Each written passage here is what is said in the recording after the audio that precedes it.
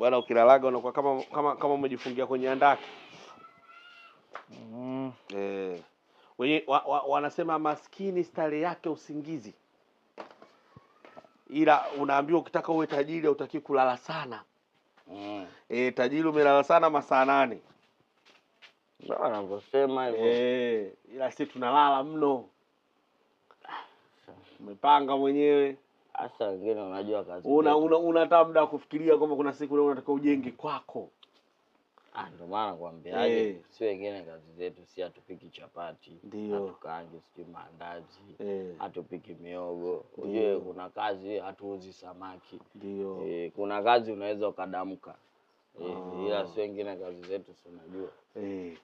Sio za kusema unadamka unafanya. Bale sana uzana anapika miogo. Sababu bale sio mtu mkubwa. Ila halali kama wewe. Kulala halali sana kama wewe.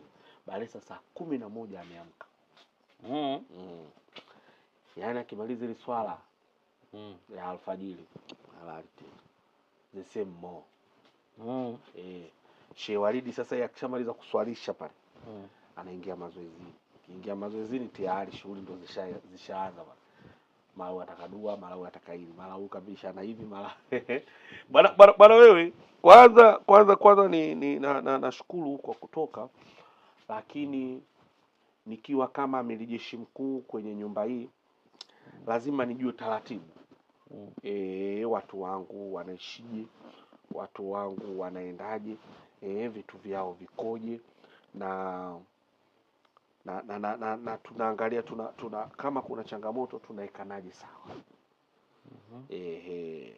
Wewe una shida gani? Ni shida sina kiivo. Japo napata changamoto vitatu. Mimi sizungumzii changamoto za kukosa hela. Hiyo ni hali ya maisha kila mtu anayo. Sizungumzii changamoto za kazini labda mnaekeana unafiki.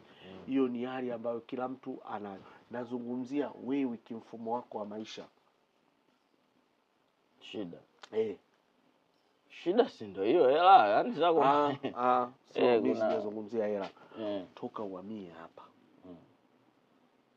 Sijawahi kukuona unapika. Unapita hata na kipaseli chochote kuhusu kula. Wewe unakulaga wapi? Sasa mzee wewe unajua mimi na chumba kimoja hapa. Ndio. Kwa mimi chini chumba nilivyokiweka kinyamwezi na nini, anaona siwezi nikaeka jiko. Au nikasema yani sikuona hata ukirudi na vipaseli kwamba umenunua chips hai, umenunua kiepe kidali. Mimi naua juu kwa juu. Mimi mwenzio, mimi hapa nakuja kulala tu.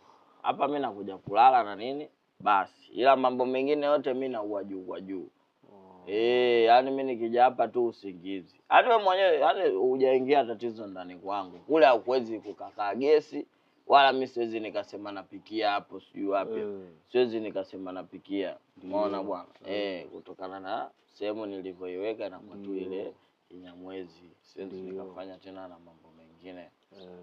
Na kwa kanta faidisha watu na nini. Kwa mimi hata kama kupika na nini mimi nafanyaga juu kwa juu. Napika huko na kula. Kuna sehemu nyingine unayo. Kuna sehemu yani zipo. Unajua kuna ana nini. Na ndio mnaenda donate. Unapika kwa wana wao. Au kufika hapo na lala. Kifika na lala. Kwa hapa kama guest. Hapa umechukua kama guest. Hamna, si mfumo tu jinsi ulivyo.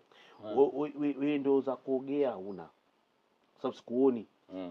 Yaani mimi maana yangu iko hivi. Wewe sikuoni ukichota maji. Ukienda kuoga. Yaani wewe unakuona unaingia, unatoka. Unaingia, unatoka. Sioni ukipika, sioni ukila. Wewe unafanya shughuli gani?